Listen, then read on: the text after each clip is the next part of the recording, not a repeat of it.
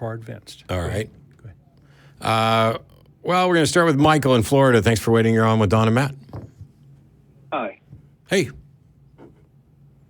Yeah, I was just calling because I'm not a believer in God, but I believe that we have a soul or some kind of, you could call it just a subconscious, but there's something there that helps us. It's curious because I think Don and I would both agree that we have a part of our mind that is correctly labeled as a subconscious, and neither of us would agree that we have anything that would be correctly labeled a soul. So are you referring to something that sort of lives beyond our physical bodies? Yes. Okay, I don't know of any evidence for that. Do you?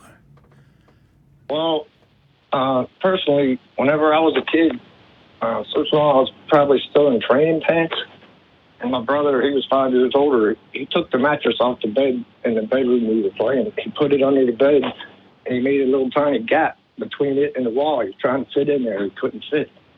And as little as I was, I knew that I could fit in that little hole. So when I crawled in that hole, all of a sudden, he grabs a hold of the bed and kicked with his legs and shoved the mattress into me, into the wall, as hard as he could. I was probably 2, 3 at the oldest. All of a sudden, him, the mattress, the bed, me, we all flew backwards away from the wall. So that to me is not just a subconscious. That's something else.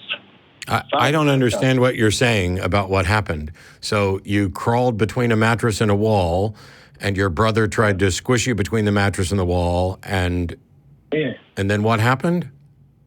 And I was almost dead. I can remember blacking out.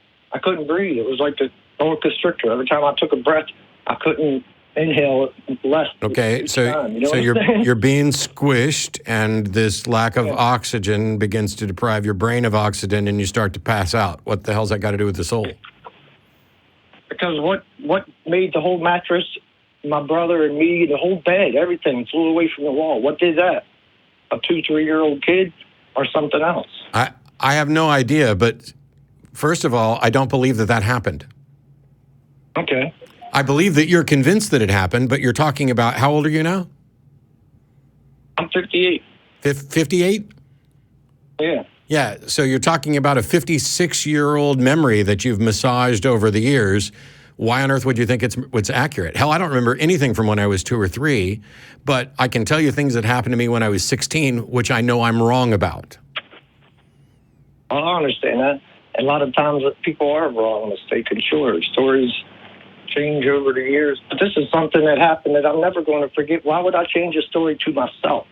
Because we all do that. This story, we all do that. We know that memory is faulty, and I'm not saying that you're intentionally changing the story. I'm not accusing you of deception, intentional deception. It's just what we do.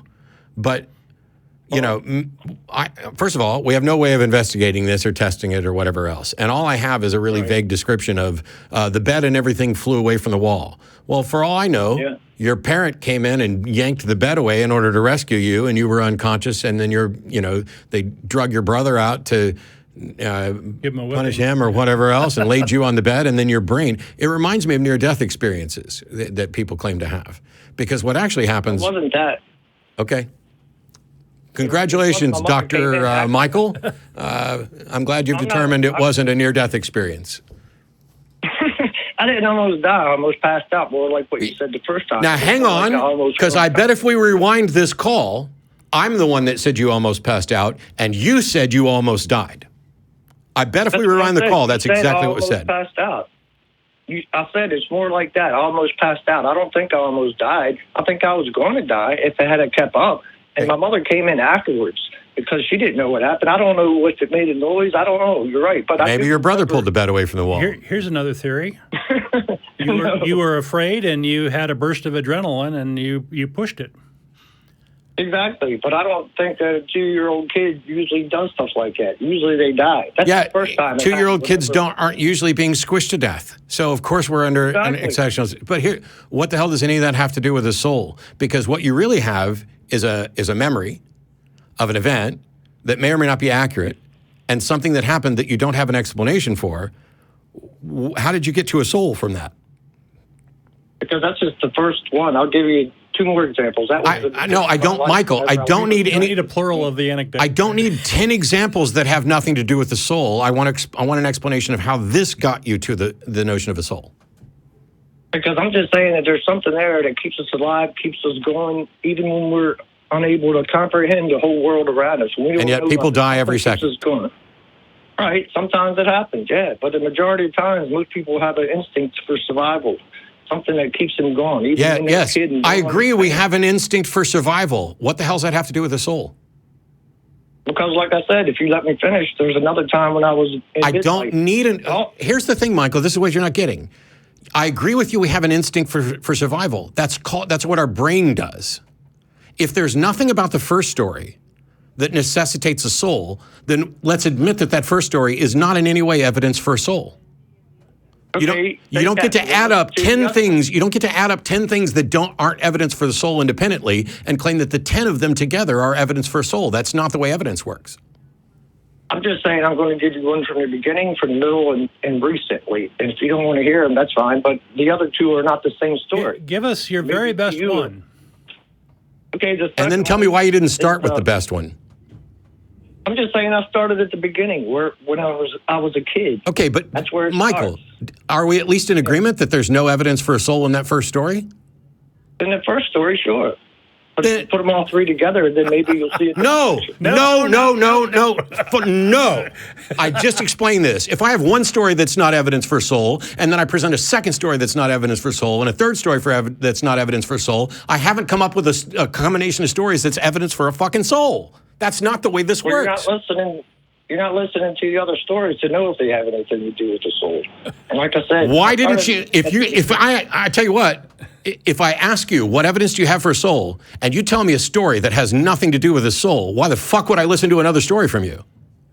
Because I'm saying the soul's the same as a subconscious, a guardian spirit, a soul, whatever you want to call it. Those things aren't the same. Those just pretending. Yeah, okay, congratulations. We all have a subconscious. Yeah. Okay. Okay. So what would tell me whenever I was instead of telling stories, why don't you say why you think that there's something supernatural here, or something that goes beyond our death? Because I'm trying to tell you, but you keep refusing to listen to the other story. Well, you should that's not with it. That's not an answer, sir. When Don asks you a question and you say, "I'm trying to tell you, but you won't let me," now all you're doing is pouting. Answer the question. I'm not pouting, because if you don't want, what's the question? If you don't want to hear what evidence do you have for a soul? It's like I said, to me, you can consider your subconscious as a soul. It does more than just. Okay. Sorry. When we need to have, we're going to do a special episode of the show where we talk about what the fuck evidence is. Yeah, we need to do that. Because when I ask for evidence and you say, well, we can view the subconscious as a soul, I no longer give a shit.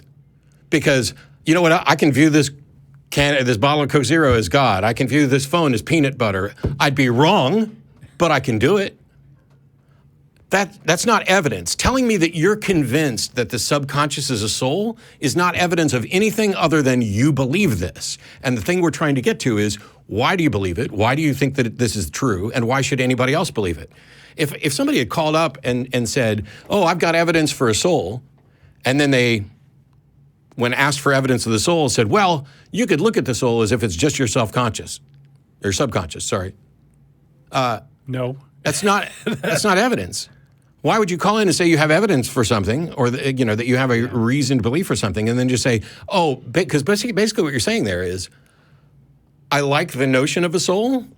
I don't actually have any evidence of a soul or anything that's going to exist beyond us, and so I'm going to look around at the things that I don't have an explanation for, like consciousness and subconscious and weird circumstances where you might be passed out and something strange happens.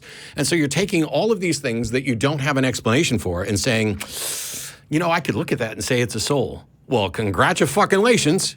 Yeah. You can do that with anything. That doesn't get us to evidence, and it's not how you go about showing that something's real. A lot of the real. soul stuff seems to be wishful thinking, right? Of I'm gonna see my relatives, when I die, and they're still with me. These sorts of things.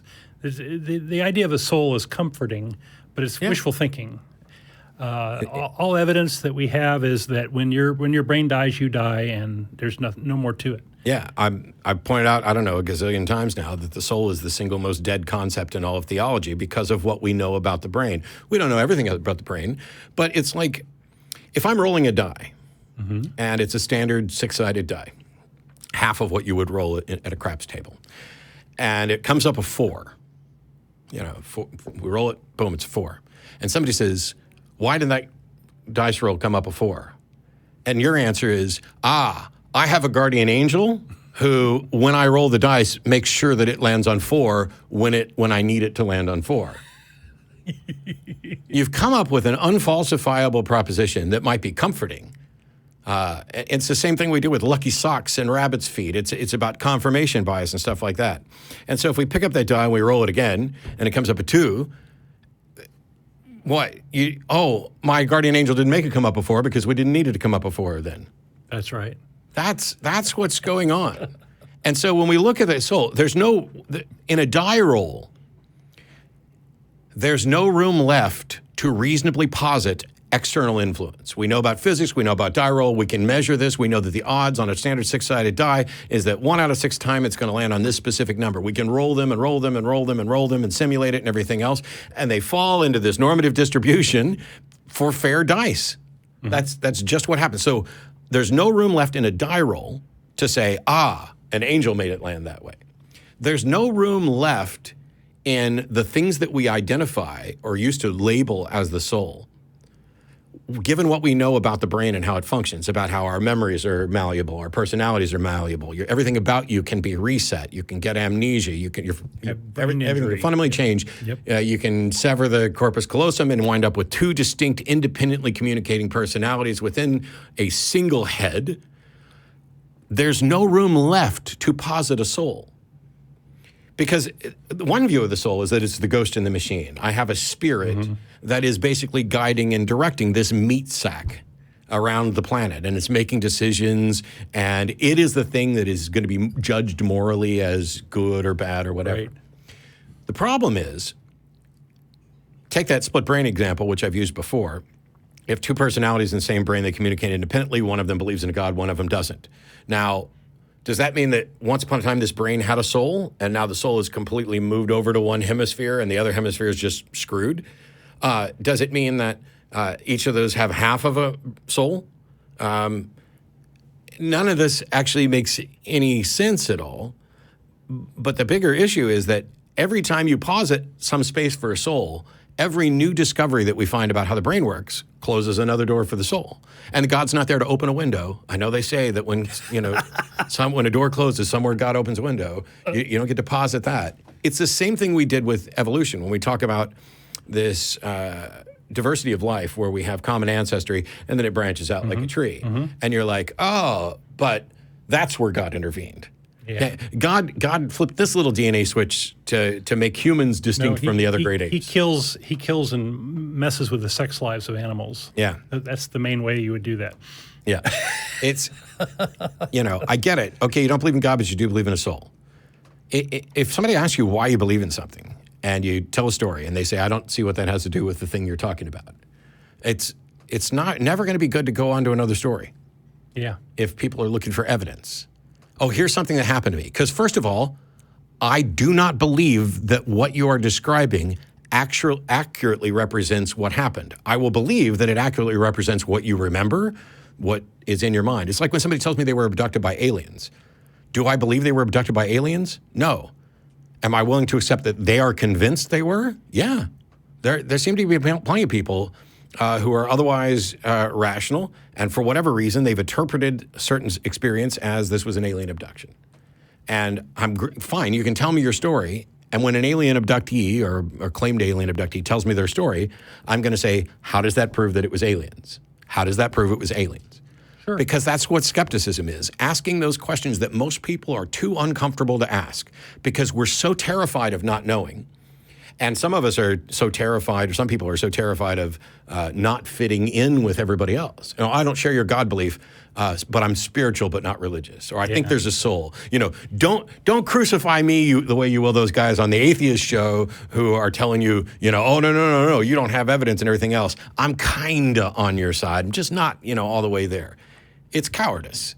And I don't mean that in the sense that it's a character flaw for the individual, that you're a terrible person. We are all guilty of it almost all the time. And the goal, as far as I can tell, should be, when you're made aware of this, to work to change it.